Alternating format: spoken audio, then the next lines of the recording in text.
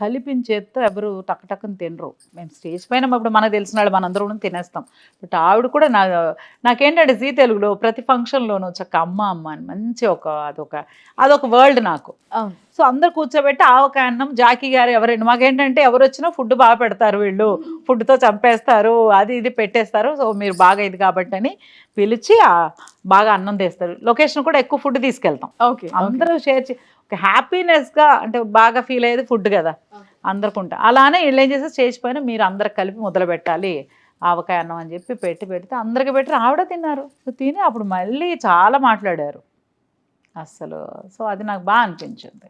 So అందుకని సినిమాలు ఆవిడ బాగా గుర్తున్నారు కాబట్టి సినిమాలు మర్చిపోతే తప్పలేదు.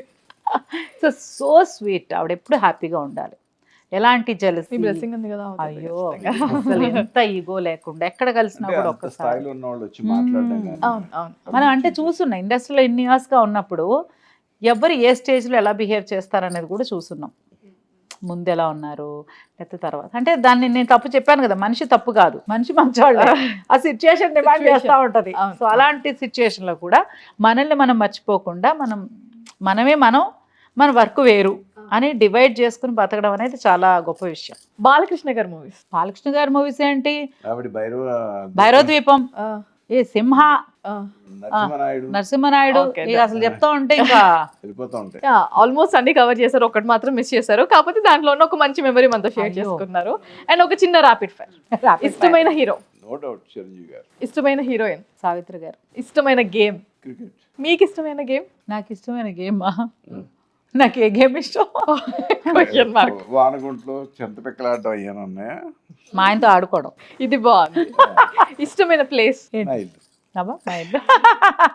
మీరు ఎవరితో ఎక్కువగా టైం స్పెండ్ చేయాలి అని అనుకుంటారు, పిల్లలతోనా హస్బెండ్తోనా? హస్బెండ్. మీరు? ఓకే, తప్పదంట. ఇష్టమైన పొలిటీషియన్? అబ్బో మనకి పెద్ద బెబ్బే. మీకు ఇష్టమైన పొలిటీషియన్? ప్రెసిడెంట్ మోడీ గారు, పవన్ కళ్యాణ్. అది చెప్పాలి, ఎందుకు ఇష్టం అనేది చెప్పాలి. అంటే ఇప్పుడు ఎవరికాళ్ళు మన వాళ్ళు. ఇప్పుడు ఎట్లా ఉంటుందంటే ఒక జర్నలిస్ట్, నువ్వు ఒక జర్నలిస్ట్గా వచ్చినప్పుడు ఒక జర్నలిస్ట్ ఉండి ఎవరన్నా పెద్దోళ్ళు ఏంటంటే మనకి ఇన్స్పిరేషన్ గొప్పగా ఉంటుంది. ఇప్పుడు ఎన్టీ రామారావు గారు యాక్టర్గా వచ్చి ఆయన, ఎంజి రామచంద్ర గారు, అలాగే జయలలిత గారు, ఇప్పుడు సురేష్ గోపి, ఒక యాక్టర్ నుండి నార్మల్ స్టేజ్ నుండి పెద్ద ఇదే ఒక పొలిటీషియన్ అయ్యి ఒక సీఎం అయ్యే రేంజ్, ఒక పార్టీలో ఉండి ఒక నార్మల్ వ్యక్తిగా వచ్చి ఒక ప్రపంచం సృష్టించిన యాక్టర్ ఈరోజు పవన్ కళ్యాణ్ గారు.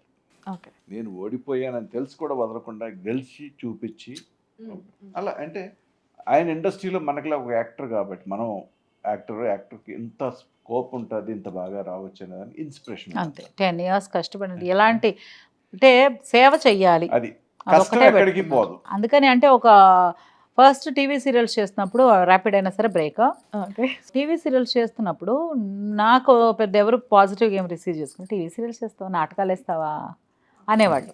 అంటే అప్పుడు నాలెడ్జ్ అదే డైలాగ్స్, నాటికలు అంటారు, అంటే డ్రామాలు యాక్ట్ చేస్తారా అంటే టీవీలో వస్తే అవి ఈరోజు ఏం డ్రామా వస్తుంది అసలు అలా ఉండేవాళ్ళు కదా. ఇప్పుడంటే మొత్తం.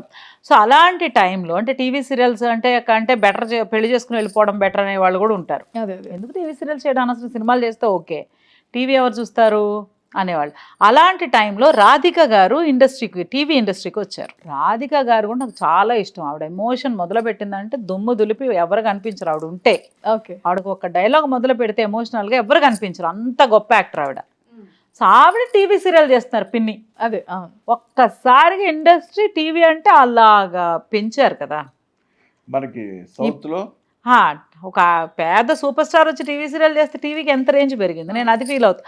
అలాగే ఈరోజు పవన్ కళ్యాణ్ గారు అక్కడికి వెళ్ళి మాకు గౌరవం, ఒక యాక్టర్గా గౌరవం. పాలిటిక్స్ గురించి నాకు ఏమీ తెలియదు, మీరు అడిగితే ఎవరు బెస్ట్ ఈ ఫేవరెట్ పాలిటీషియన్ అంటే నాకు పాలిటిక్స్ అసలు తెలీదు, ఏం తెలీదు.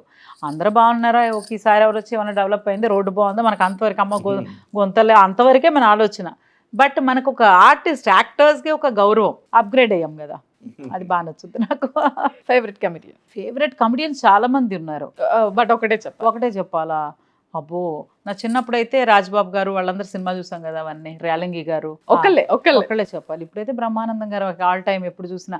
నాకు ఎప్పటి నుంచి ఇష్టం అంటే ఆ చిత్రం బళారే విచిత్రం, మళ్ళాంటి యాక్టర్ అనమాట ఆయన కూడా అందులో.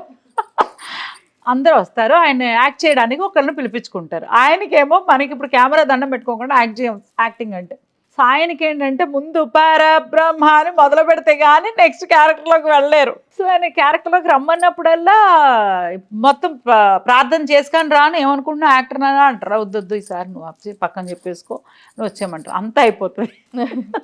అక్కడ ఏం చెప్పాల్సిన డైలాగ్కి అక్కడ జరిగే సీన్కి సంబంధం లేదు. వీళ్ళు ఎక్స్పెక్ట్ చేసి వెళ్ళింది ఏంటి, అక్కడ ఇలా ఉంటుంది నువ్వు ఇలా ఉండాలి అని. ఓకే. అక్కడికి ఇలా సీన్ రివర్స్ అయింది. ఈయన వెళ్ళి same as it is perform చేస్తున్నారు. అందరు సైలెంట్గా ఇలా చూస్తే ఈయన బాగా చేశారా అని చెప్పి చూస్తారు. ఆ ఎక్స్ప్రెషన్తో లాక్ అయిపోయాను. అంటే ఎంత కడుపు నవ్వుకోవడానికి అదొక ఎక్స్ప్రెషన్.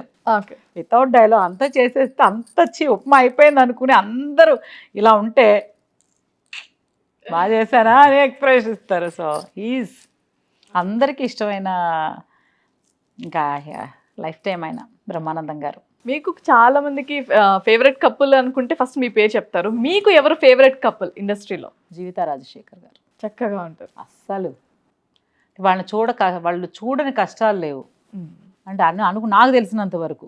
ఓకే.